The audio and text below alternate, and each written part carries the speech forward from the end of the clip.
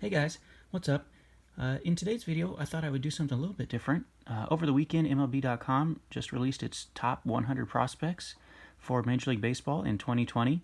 And so I thought what I wanted to do in this video is give you guys a sneak preview of the position players who could make an impact at the Major League level in 2020. Now, not everyone on that list is going to be a Major League player in the upcoming season.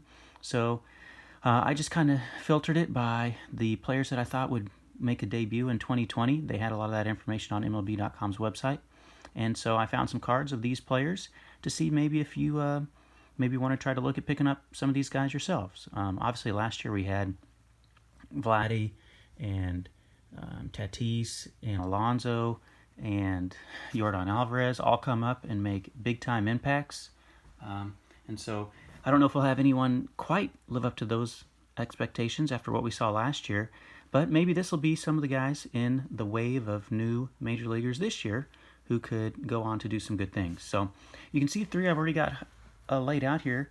These are all, once again, going to be position players only. In a couple days, I'll make a separate video for the pitchers and the pitching prospects. This first guy, Christian Pache, is a prospect with the Atlanta Braves organization.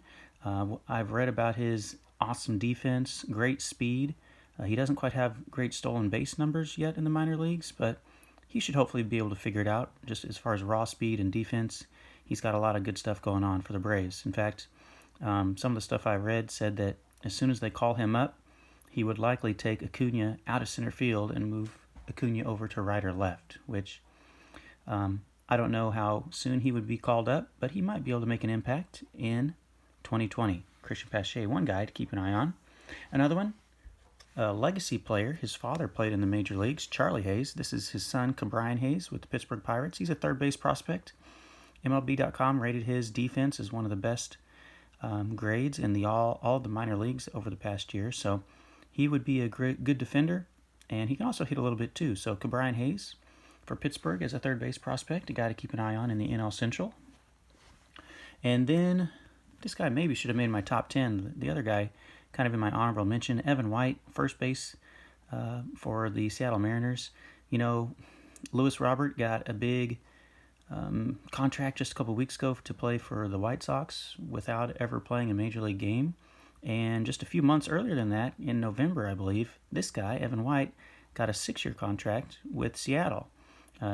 He's from Kentucky, and he's got a good reputation as a defender, base runner, got some decent power numbers, but I think his hitting is the one area that people are a little bit hoping to develop a little bit more, because his defense is already pretty top quality. So Evan White is going to get a long look in spring training.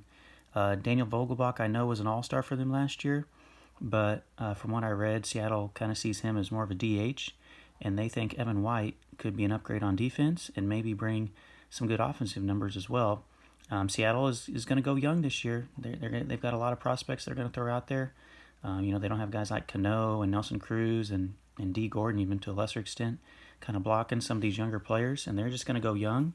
And Evan White could be a guy that gets a lot of playing time, and you never know. Maybe he'll turn out to be a Rookie of the Year candidate. So those three guys are kind of my honorable mention. I've got 10 others I picked up out of my collection. Now, these are going to be a lot of Bowman cards. I apologize. I mean, with these players being so young, they don't really have a lot of other releases. Number 10 on my list is Royce Lewis. Now, he's a pretty well-known name in the hobby. He was the number 1 overall pick in 2017. It says shortstop right here. Minnesota still, I think, is trying to figure out where he fits best on the Major League roster when they will call him up, if it happens this year, which I would expect it might. Some people have said his speed and his just overall athleticism may make him a better fit for center field than shortstop or second base.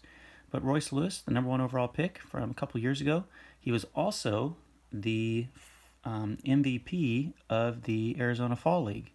So that's a pretty prestigious league, and to be the MVP shows that he has really been making strides in his development. So Royce Lewis, I know Minnesota's got a good team, defending champions in the AL Central, but you never know. With injuries and just with his performance, he may force his way onto the Major League roster. before it's all said and done in 2020.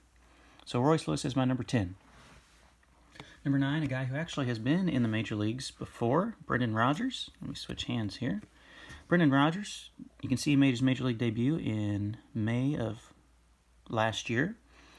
He had a lot of hype, and a lot of people were looking forward to see what he could do last year. He came up and was absolutely brutal. I mean, it was bad.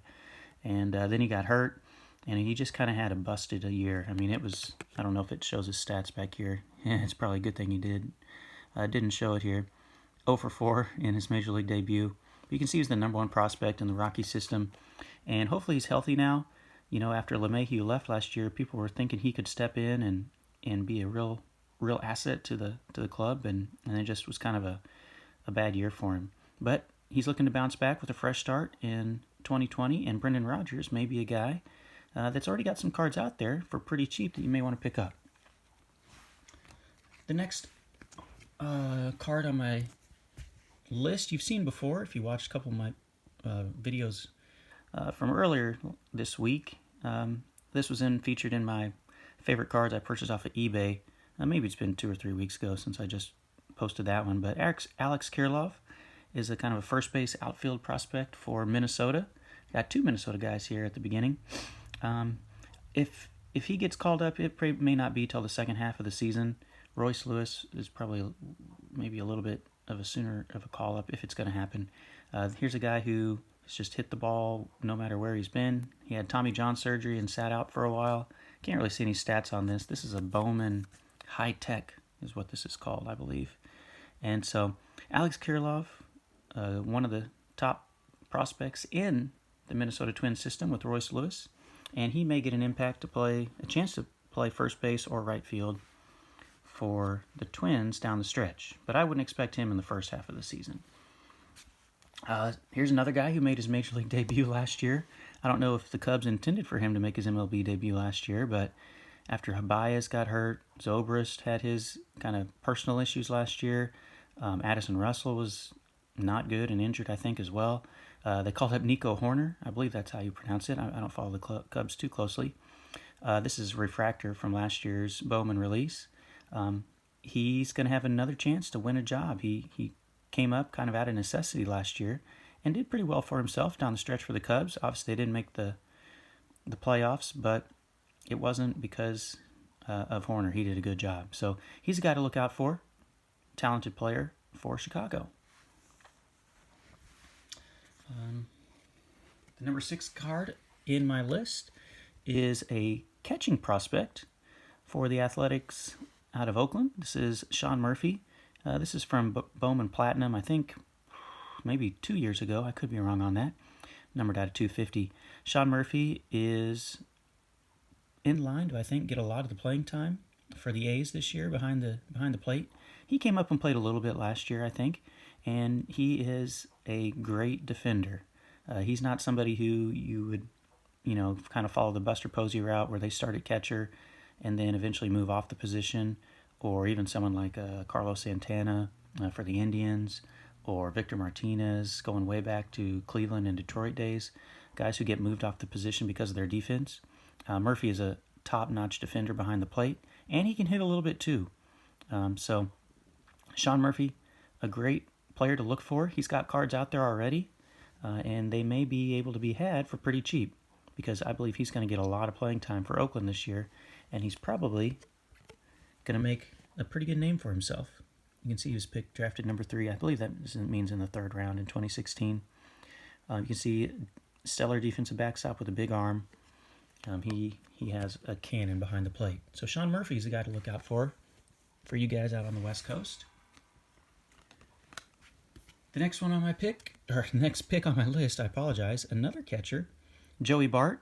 Now, I was kind of surprised to see that he may get called up this year on MLB.com, but I assume it's possible. The Giants had Bruce Bochy kind of retire and go into the sunset. Bumgarner's not going to be there anymore. Joe Panik, I know he's not really a big part of their offense, but he's re-signed, or not re-signed, but gone to another team, I believe Toronto. And so I believe the Giants are going to start a youth movement as well. And MLB.com had Joey Bart marked as a player who could get called up this year. He was drafted, I think, number 2 overall a couple years ago out of Georgia Tech. and so a big catching prospect. And now he's already got a lot of hype in the hobby, so his cards will probably be a little more expensive than some of the other guys on this list. But Joey Bart is a name to look out for on the West Coast as well. Okay, after our two catchers in the Bay, we're going to go to the next tier, and this is a guy who has an immediate opening to play now that Anthony Rendon has signed elsewhere. This is Carter Kieboom. This is Sparkle Refractor from last year's Bowman release. You see it's numbered out of 299 if I get it in the glare correctly. Kieboom came up for a little while with Washington last year and was just absolutely horrible. I think he only played like 11 games. His defense was pretty rough, and they sent him back down, and he never came back up again. So he's also looking for a fresh start, kind of like Brendan Rodgers. His defense is probably not going to keep him as shortstop. I know that's what he's listed on in this card. But more than likely, I'd say he's going to play second base, possibly third. But I would look for Kieboom to be an offensive player more than a defensive player. He's got a brother, I believe, Spencer Kieboom, who might also be in the Nationals organization. I believe he might be a catcher if you've got any of his cards laying around. But anyway, Carter Kieboom, big offensive player and a good candidate to put up some good numbers in that Washington offense, especially now that Anthony Rendon isn't there. But he could slide right in with Victor Robles and obviously Juan Soto and some of those other good players that the Nationals are bringing back this year. Adam Eaton's still there. Zimmerman, I think, just re-signed. So he could be a guy that could get some good numbers just because he's in a good offense. And that's Carter Kieboom, the next guy on my list. Okay, he's barely on top of the screen. That's fine. Okay, so number 3 on my list. If you've watched my channel, you know how much I love this dude right here, Joe Adell. This is his Bowman Chrome from, I believe, 2017. Joe Adell is touted to be one of the top 10 prospects in all of MLB, and he's got a really good chance to be the opening day right fielder for the Angels this year, assuming he does everything that they want him to do in spring training. Cole Calhoun is not with the Angels anymore. I believe he signed with Arizona. So Joe Adell, who's also out of Kentucky, is in line to be an instant, immediate impact player for the Angels. He's got big power. He's got good defense. He's got good speed. The one thing about his game that people sometimes say could hold him back is his swing and miss. He does strike out a lot and has always struck out a lot, even all the way through the minor leagues. But he sat out for a little bit of last year with some injuries, and then when he eventually got back into the organization and healthy, he put up some awesome offensive numbers with Double-A, and he's a guy that I think can be one of the next big-time players in the major leagues. Give him some time and some seasoning. All right, we're down to the top 2. You might have a guess who these top 2 guys are. They're also some top 10 prospects in all of the game. Here's the man I was referencing earlier, Luis Robert, for the Chicago White Sox. This is a card that was just in my couple videos ago about the top 10 cards I purchased at card shows last year. This is a Panini release from the National when that was held in Chicago over the past summer. Luis Robert is a Cuban who I think went 30-30 home runs and 30 steals in the minor leagues last year across all the different levels he played at. And the White Sox rewarded him just like they did Eloy Jimenez last year with a major league contract. I believe it's like $60 million. And so people feel like he is going to be starting the year with the White Sox, a big part of their offense. Chicago's made a lot of upgrades this year, signing free agents, Grandal, Encarnacion. They've already got Eloy Jimenez. Moncada had a good year last year. This guy could fit right in towards the top of the lineup with his speed and his power game and just be an absolute monster. So Luis Robert is a guy to look out for. Now, he's not going to come cheap because a lot of people are already on to him, but he might be a player you want to root for or see if you can pick some cards up yourself. And that brings us to our number 1. The number 1 player on my list who could make an immediate impact this year, I don't think we've seen any of his cards yet in Topps, is Gavin Lux. I think MLB.com has him as their number 2 overall prospect, behind obviously Wander Franco. I don't think Wander Franco is going to be called up this year unless he just absolutely just forces their hand. But Gavin Lux already played in the major leagues last year, came up at the end of the season, played a little bit in the postseason, and I believe he'll be the second baseman pretty much every day for the Dodgers all year, and he could be their next big-time Rookie of the Year candidate. And like I said earlier, I don't think he has a release for Topps. Maybe he'll be in that Topps Series 1 that's coming out here in just about a week, maybe less.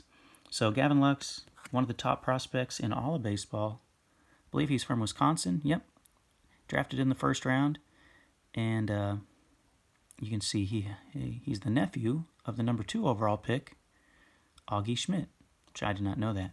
So Gavin Lux, infield prospect, playing in a big market, great offense around him, all the support of the Dodgers organization, one of the best organizations in the league. Gavin Lux is probably the preseason favorite for Rookie of the Year in the National League. He's just got all the tools and he can do it all. So there you have it. I'm going to wrap this video up. It's getting kind of long, 16 minutes. Here are some players, give you one last look, to look out for in the major leagues in 2020. And some of them are high-level prospects. Some of them don't have that many cards released yet this year or even in the past. So got some maybe sleepers to look out for and some big names. So I hope you watched the video and enjoyed it. If you did and you feel like making a comment or subscribing, I'd appreciate it. And if not, that's fine too. So I'll be back in a couple days with another video previewing some of the top pitching prospects who could make an impact in 2020. Thanks so much for watching, and I'll catch you guys in the next one.